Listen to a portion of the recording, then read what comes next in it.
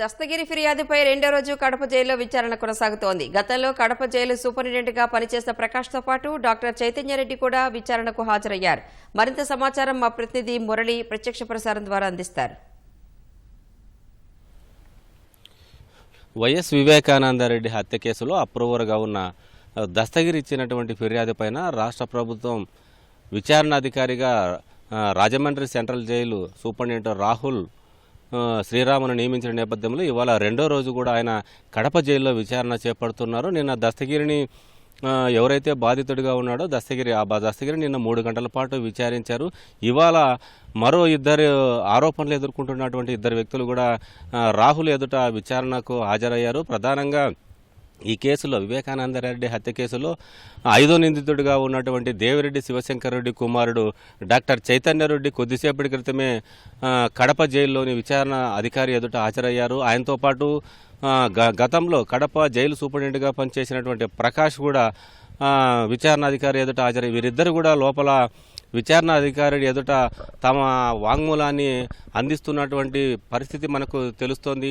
ప్రధానంగా దస్తగిరి వీళ్ళిద్దరిపైన జైల్లో జరిగినటువంటి సంఘటన పైన వీరిద్దరే jail superintendent Prakash doctor Chaitanya Reddy పైన అభియోగాలు నమోదు చేశారు. 2023 అక్టోబర్ 31 నుంచి 2024 ఫిబ్రవరి వరకు దస్తగిరి అట్రాసిటీ కేసులో అరెస్ట్ అయి రిమాండ్ ఖైదీగా ఉన్న సమయంలో ఈ కడప జైల్లోనే వీరిద్దరు కూడా నన్ను తీవ్రంగా ఇబ్బందులు పెట్టారు, ప్రలోభ పెట్టారు, బెదిరింపులు గురి చేశారు అనేది కూడా దస్తగిరి ప్రధానమైనటువంటి అభియోగం.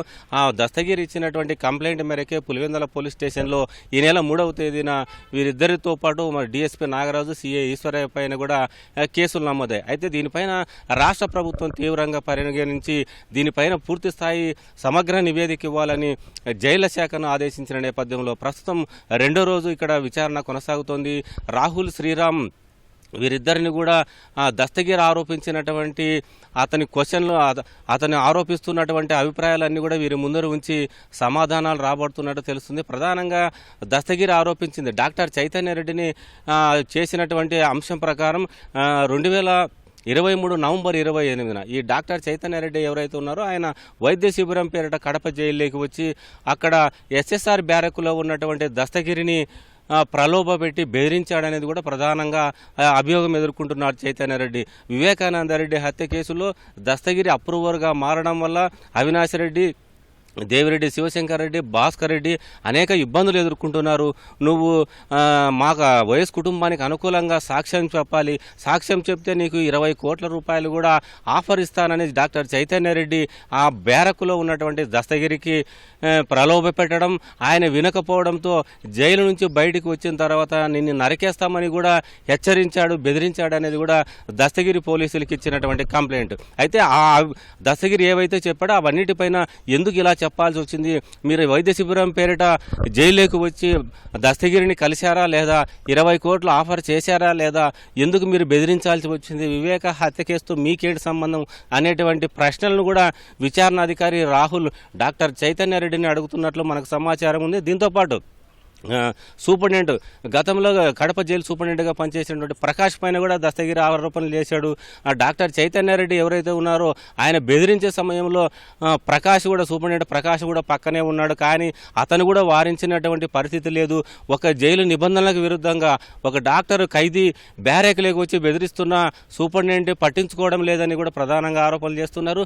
అంతేకాకుండా చైతన్యరెడ్డి బయటికి వెళ్ళిన తర్వాత వారం రోజుల పాటు అక్కడ జరుగుతున్నటువంటి దస్తగిరికి ఎదురవుతున్నటువంటి ఇబ్బందులన్నిటి కూడా దస్తగిరి భార్య శబానా బయటకు వచ్చి మీడియా ముందు కన్నీరు మున్నీరుగా విలిపించి ఆవేదన వ్యక్తం చేసిన దానిపైన కూడా జైలు సూపరింటెండెంట్ ప్రకాష్ తీవ్రంగా పరిగణించి మతి స్థిమితం లేదు, దస్తగిరి భార్యకు మతి స్థిమితం లేదనే విధంగా ఒక లెటర్ రాయాలని కూడా దస్తగిరి పైన ఒత్తిడి తెచ్చినట్లు దస్తగిరి ఆరోపణ చేస్తున్నాడు.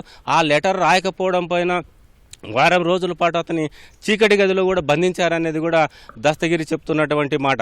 ఇవన్నిటిపైన ఎందుకు మీరు దస్తగిరిని ఆ విధంగా నిర్బంధించారు, ఎందుకు అంత ఇబ్బందులు పెట్టారు, అతనితో ఎందుకు లెటర్ రాపించుకోవాల్సినటువంటి పరిస్థితి ఎందుకు వచ్చింది, ఆ ఎస్ఎస్ఆర్ బ్యారెక్ ఎదురుగా ఉన్నటువంటి సీసీ కెమెరాను ఇంతకుముందు అమర్చారు, ఇప్పుడు ఎందుకు అది మాయమైంది, ఆ ఫుటేజ్ ఎక్కడ ఉంది అనేది కూడా విచారణాధికారి రాహుల్ శ్రీరామ జైలు సూపరింటెండెంట్గా ఉన్నటువంటి ప్రకాష్ని అడుగుతున్నట్టు తెలుస్తుంది. వీరిద్దరి పైన వీరిద్దరిని ఒకరికి ఎదురెదురుగా కూర్చోబెట్టి వాళ్ళిద్దరిని కూడా ప్రశ్నలు అడుగుతున్నట్లు మనకు సమాచారం అందుతోంది.